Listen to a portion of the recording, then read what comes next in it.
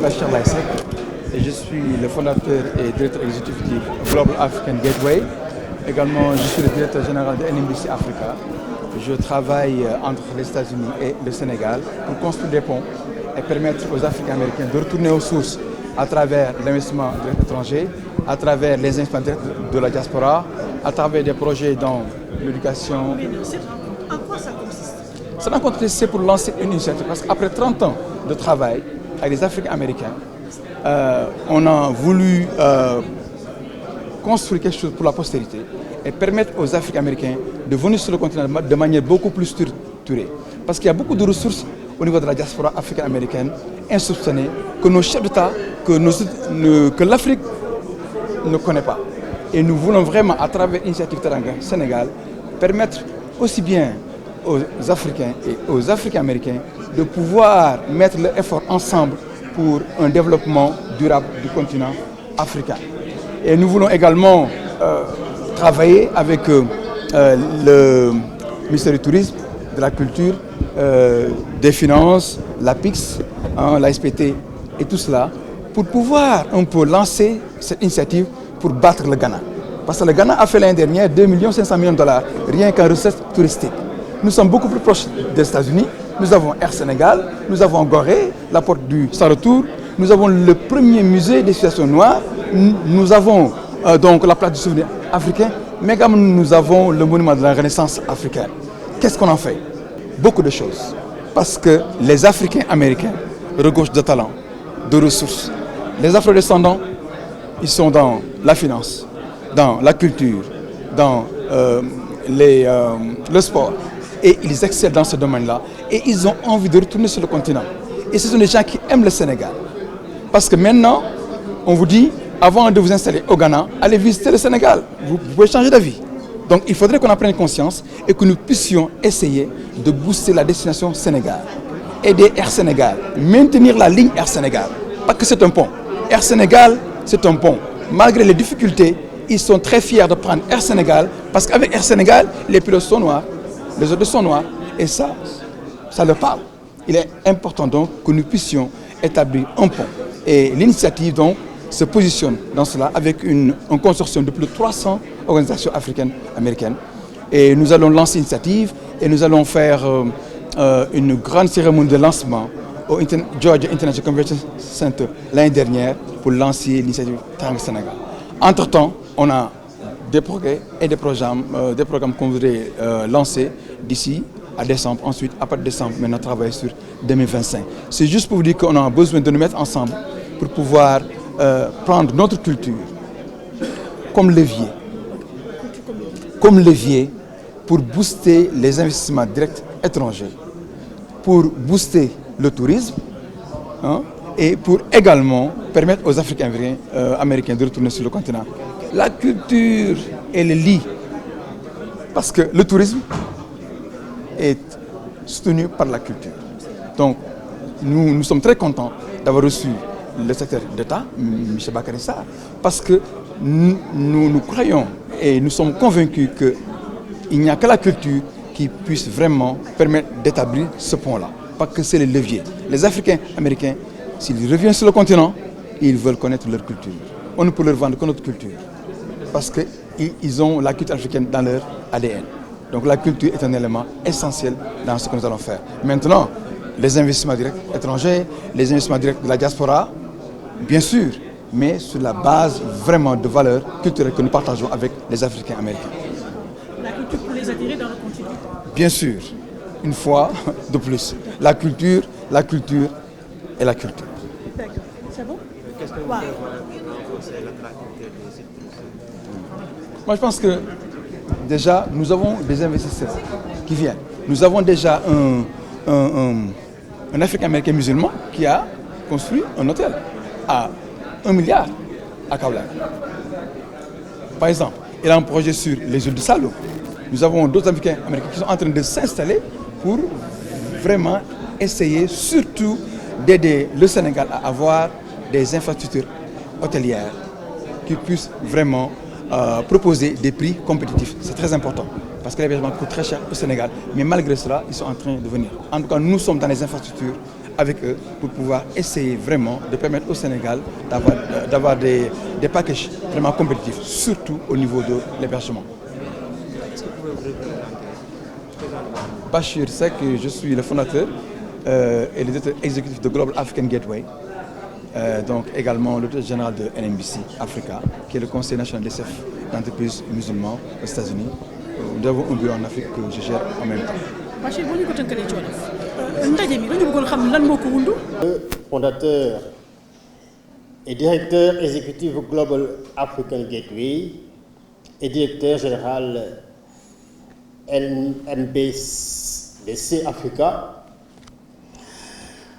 Papis Niang, producteur, réalisateur, ambassadeur de bonne volonté, tourisme et culture. Docteur Moujahid Niaoum, délégué de la Commission des affaires africaines et caribéennes de l'État de Delaware, USA. Docteur Abdel Nouri Din, représentant officiel de la conférence des imams des USA.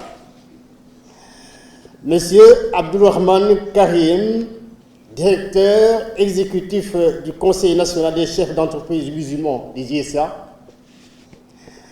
Madame Oluremi Sano, directrice exécutive de Spark and Flow. Monsieur Doun Paté Mbeng Maïté de la commune de Cambérène.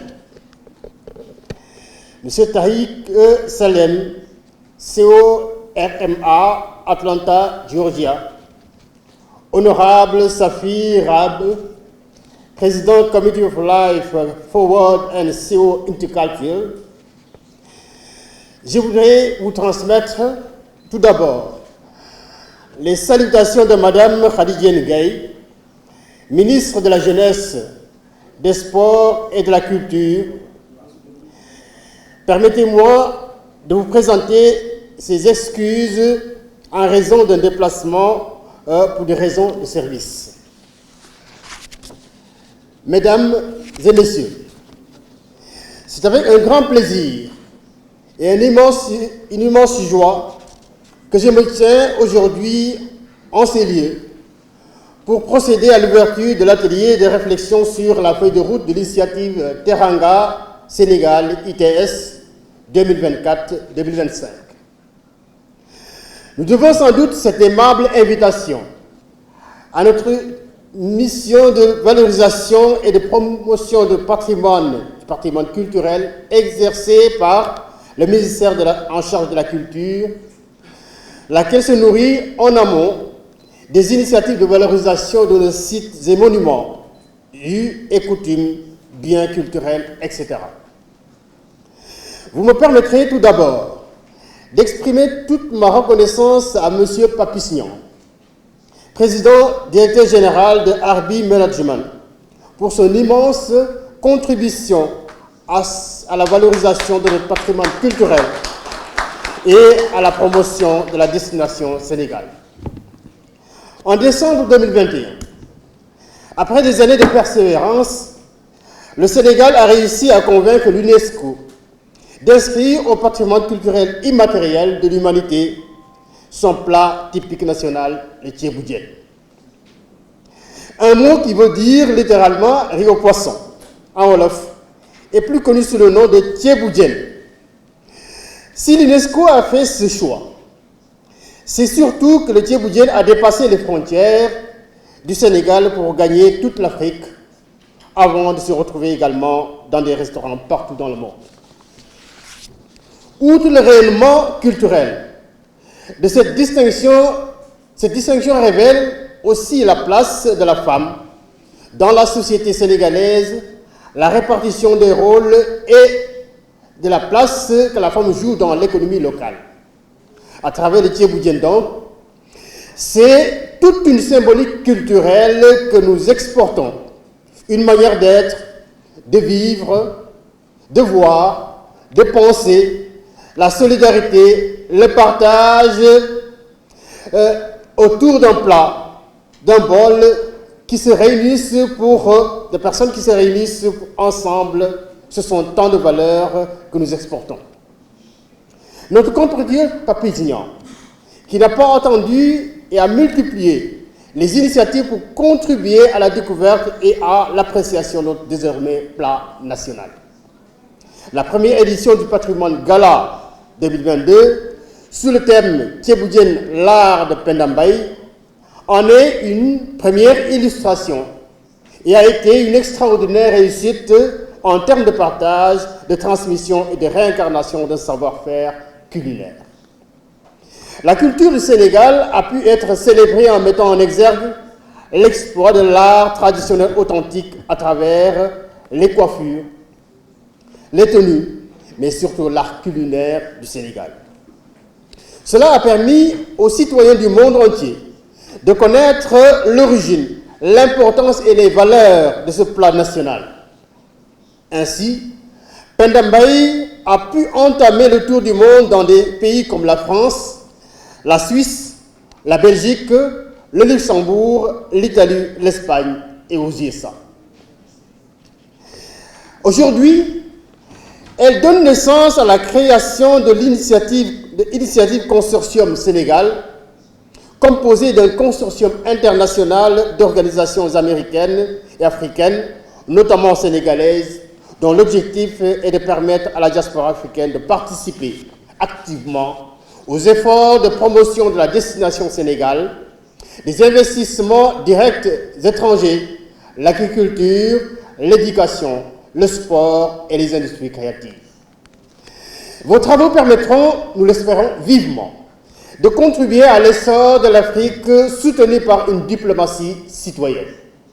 C'est pourquoi je voudrais vous assurer que les autorités culturelles et politiques ne ménageront aucun effort pour accompagner cette belle initiative. Quant à vous, chers amis, chers frères et sœurs de la diaspora africaine, votre engagement reste un atout incontestable pour le développement de notre continent. Soyez-en vivement remerciés. Je voudrais, pour terminer, réitérer mes félicitations à Arbi Management et à toute son équipe.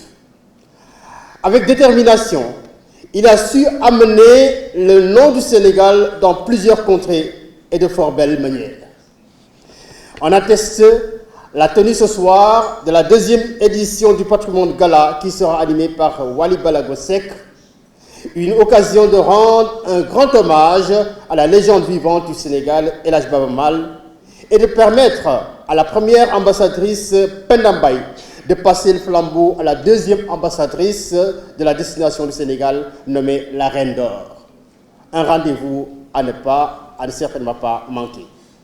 Je vous remercie de votre aimable attention et déclare ouvert l'atelier de réflexion sur la feuille de route de l'initiative Teranga Sénégal ITS 2024-2025.